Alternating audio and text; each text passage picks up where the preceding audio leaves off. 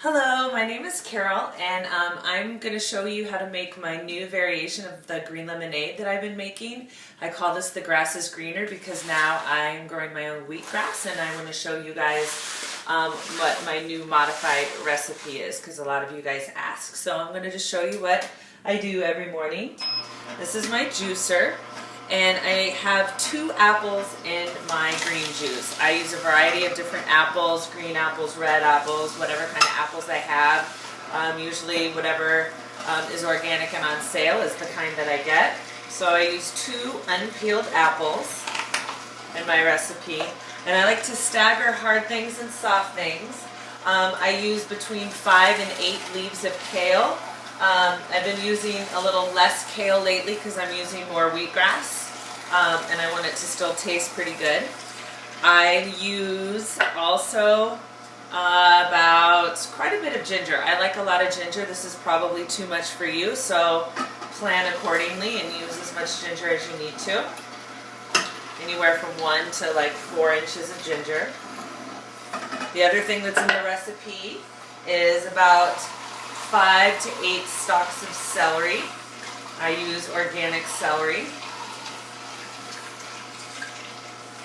And ideally what you're doing when you feed your juicer, no matter what kind of juicer you have, you want to stagger what you're putting in there. So you might put in a few slices of apple, then you might put in a few kale leaves, a little bit of celery.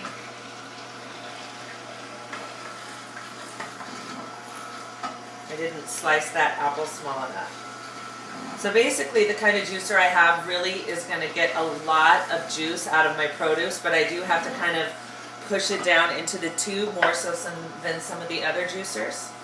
So just continuing to feed in all my produce, kind of staggering in the different types.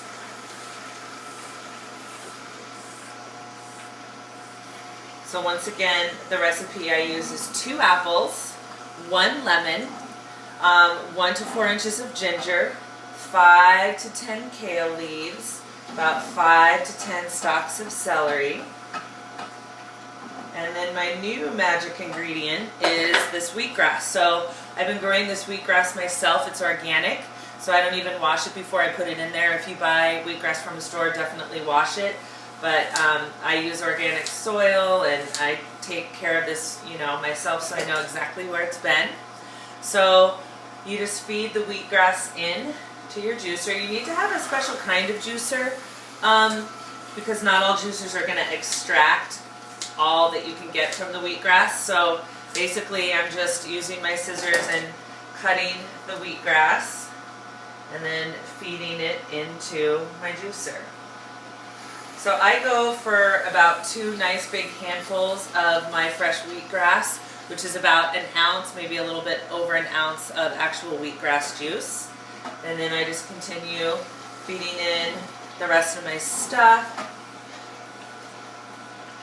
And as you can imagine, this is a really powerful antioxidant, nutrient-rich juice, really healthy. And this blend really tastes delicious. My kids even like it, and that's a miracle. My husband also likes it. I do wheatgrass shots sometimes too, but those can be a little hard to take first thing in the morning, which tends to be when I juice. So I kind of like this mixture most of the time. But straight wheatgrass is amazing if you can handle it. Almost done here feeding in my last little piece of apple. And then what I do is I save my lemon until the end because it helps kind of clean out your juicer with the acidity of the lemon.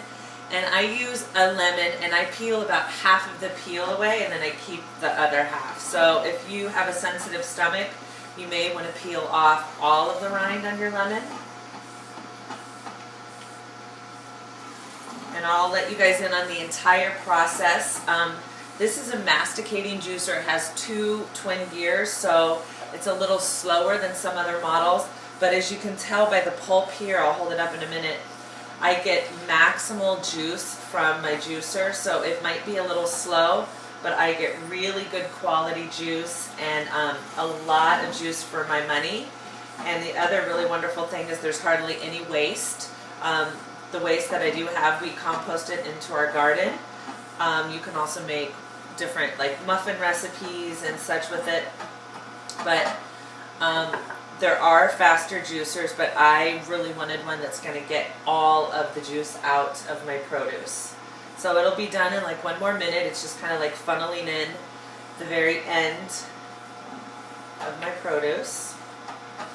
You have to be patient. It's a practice in patience. And so I'm going to get my glass ready.